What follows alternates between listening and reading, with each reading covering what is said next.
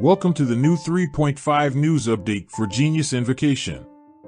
Let's get started. There will be 3 new characters for the upcoming patch. First is Eula. Her normal attack is the same as any other character, nothing special about it. Next is her elemental skill, Ice Tide Vortex. It deals 2 damage, which is less than what a normal skill would deal, but it has an effect. She will gain a Grim Heart status.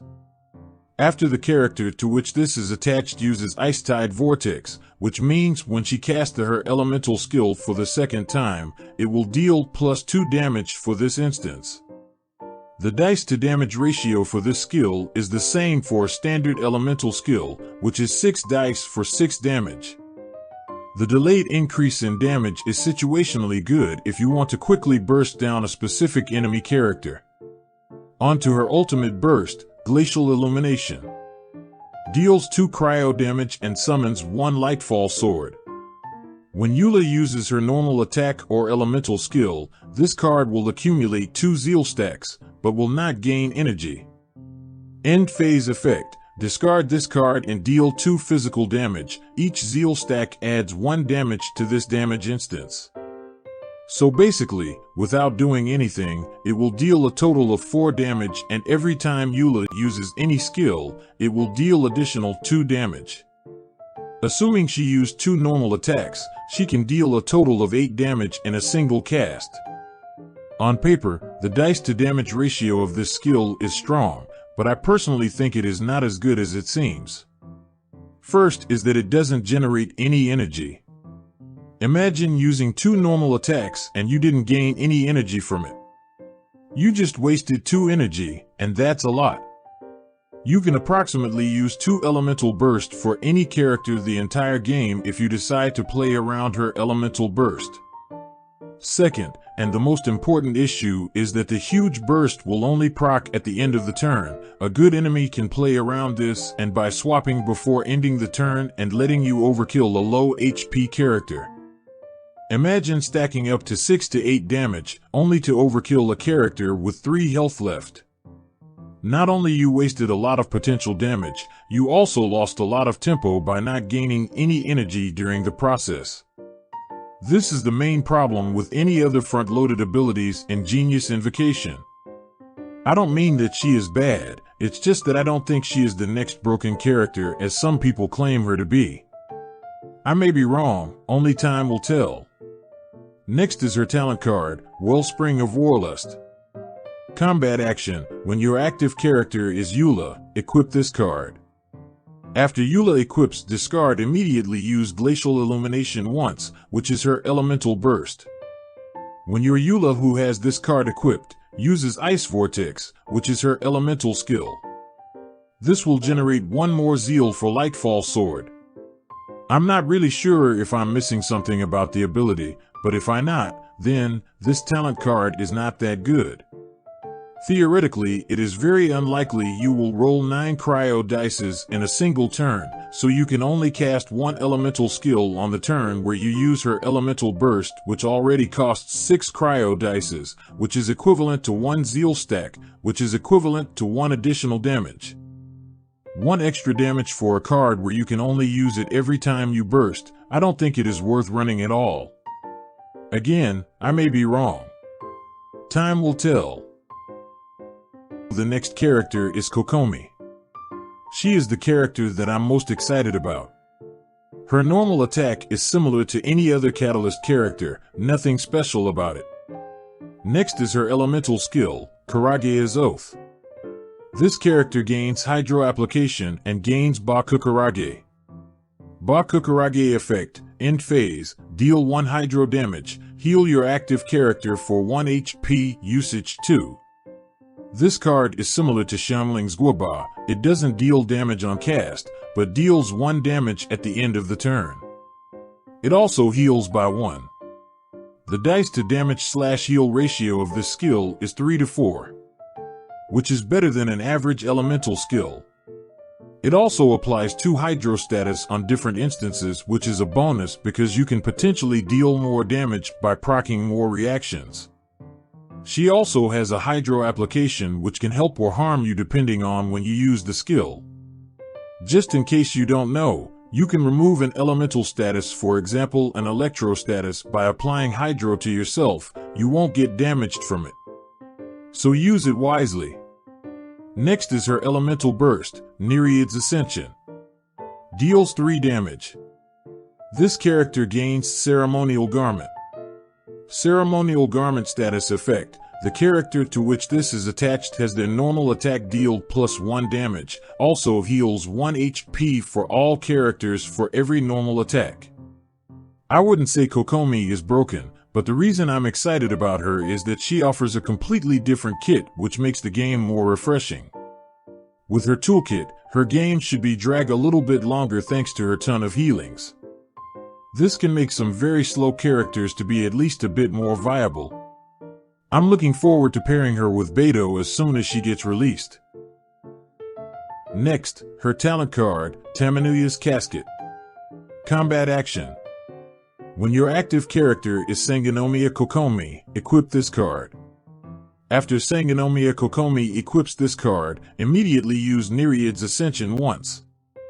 When your Sangonomiya Kokomi, who has this card equipped, uses Nereid's Ascension, if Ba Kukurage is on the field, its usages will be refreshed. While Ceremonial Garment exists, Ba Kukurage deals +1 damage.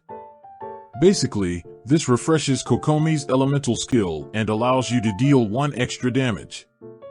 So this basically let you deal 2 more damage on top of refreshing the usage of your elemental skill.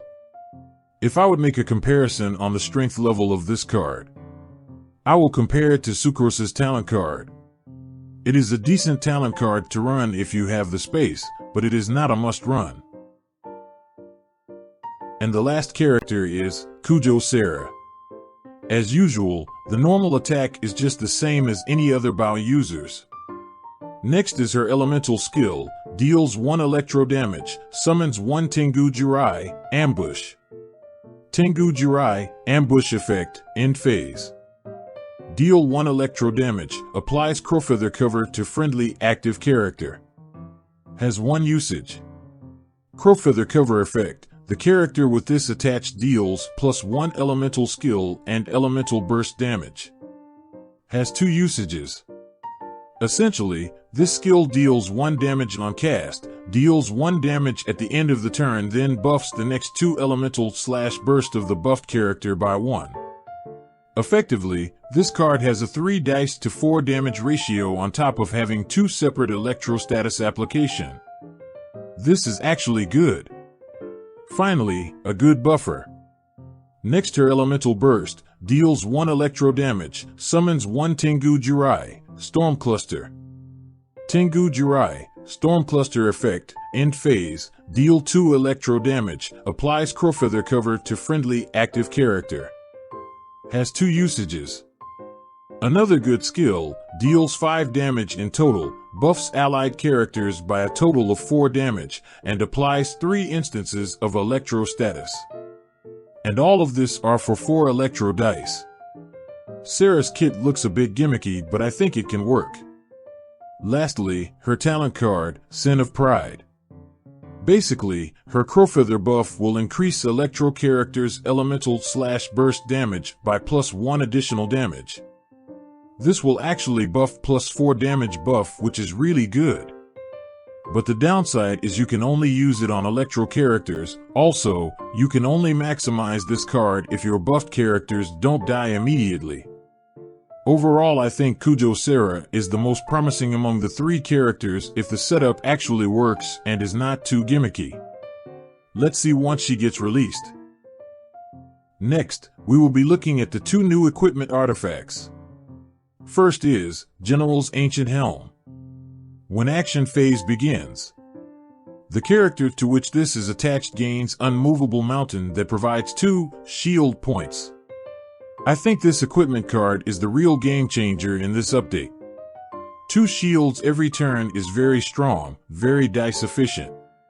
This card is similar to Lucky Dog, but the condition is easier to meet. You will automatically get it at the beginning of the action phase, while Lucky Dog's proc is when you cast elemental skill specifically. This solves a lot of the issue of very squishy lineups. This card is also really good with hypercarry characters like Noelle, Diana, Kaya, Bennett, etc. I can imagine running this on majority of my decks. Last but not the least, Ornate Kabuto. After another character of yours uses an elemental burst, the character to which this is attached gains 1 energy. This card is a niche card, but very good at that specific niche. Have you ever crafted a deck with good elemental burst synergy on paper, only to find out the deck is just way too slow to even pull off? Well, I do, especially on decks which requires you to proc all of your character's elemental burst. On top of my head, this can be used by Sino decks. The problem with Sino's passive is that the extra damage will only proc on the 4th round, which is a bit too slow. If you tried to speed it up using his elemental burst previously, before you even have the chance to cast his elemental burst, he is already dying because you still need to farm energy for him. If you think that this is just a worse version of other energy generator cards like Electro Resonance and Star Signs, well, not really. Because with this card you do not have to waste dice on the same turn. You will cast your elemental burst, which will allow you to do more skills on the same turn and potentially tank lesser damage, because you can only use the Electro Resonance and Star Signs on the current active character. With this artifact, you can farm energy even the character is not the active one. This can also be useful to decks with Shinchio plus any other end of attack skills like Beidou Burst. I'll be testing this card more once the update comes. I think this update is more refreshing than the previous one, but I believe that this update will shake the meta a little bit, but not as much as the last patch did, where they nerfed some of the most oppressive decks like Magakenki and some OTK decks. Consider subscribing if you liked some of my videos so far. Thank you, and see you on the next video.